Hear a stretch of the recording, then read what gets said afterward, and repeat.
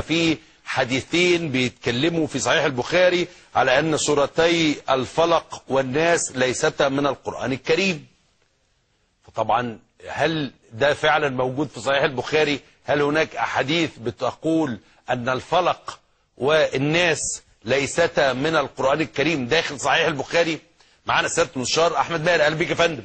اهلا وسهلا. اهلا وسهلا سيادة المستشار، بس قبل ما نبتدي نتكلم في صحيح البخاري، أيوة. حضرتك ايه خلفيتك الدينية عشان تتصدى الموضوع زي ده؟ المشكلة انه الناس مش عارفة ان ده ديني، اسمه ديني دي يعني ماي اون، يعني بتاعي. المفروض انه انا ابقى فقيه فيه، مش المفروض ان انا ابقى على الهامش بشم الريحة كده من بره. ربنا سبحانه وتعالى يقول افلا يتدبرون القرآن ام على قلوب اقفالها. المفروض ان كلنا نتدبر القرآن، ما قالش افلا يتدبر اهل الازهر القرآن. ربنا سبحانه وتعالى امرنا بان احنا جميعا نوازن الى الاقوال، فقال الذين يستمعون القول فيتبعون احسنه. هتتبع احسنه ازاي اذا كنت ما انتش عارف لمين مش انا فاهم يا فندم، ولكن هناك جزئيات محتاجه انا بسال بس عن الخلفيه يا فندم. هناك أيوة. بعض الجزئيات محتاجه لبعض التبحر يعني.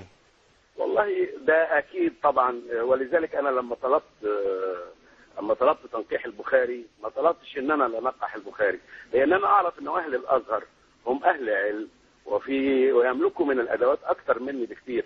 انما انا اعرف كويس قوي ان انا راجل عاقل مش مجنون. يعني ما ينفعش الاقي كتاب بيطعن في كتاب الله واقول عليه اصح كتاب بعد كتاب الله. طب ممكن حضرتك يعني تدينا امثله؟ بالظبط.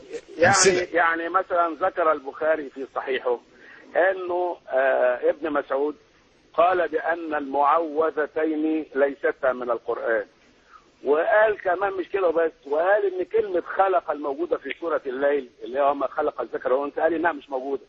والامام احمد في مسنده قال انه كان بيحك كلمة خلق من مصاحفه ويقول ويريدون ان يحملوني على ان اقول وما خلق الذكر والانثى والله لا اتابعهم. كان بيقول لي بقى هو ايه؟ كان بيقول وما الذكر والانثى.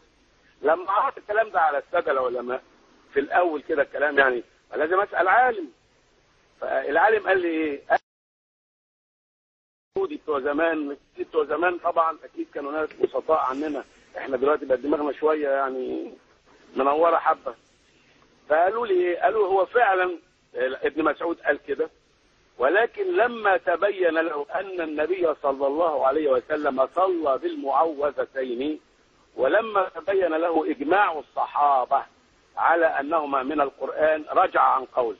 انا بقى ما سكتش، قلت له طب لما رجع عن قوله، والبخاري ده مولود سنه 195 هجريه، يعني بعد ما مات كل الصحابه اللي في الدنيا، ليه البخاري يحط في كتابه حاجه عارف انها غلط وعارف ان ابن مسعود عارف انها غلط؟ وازاي شككني في ديني بهذا المنظر ده؟ انا اول حاجه احميها القران، انما ما ينفعش ان انا احمي السنه على حساب القران.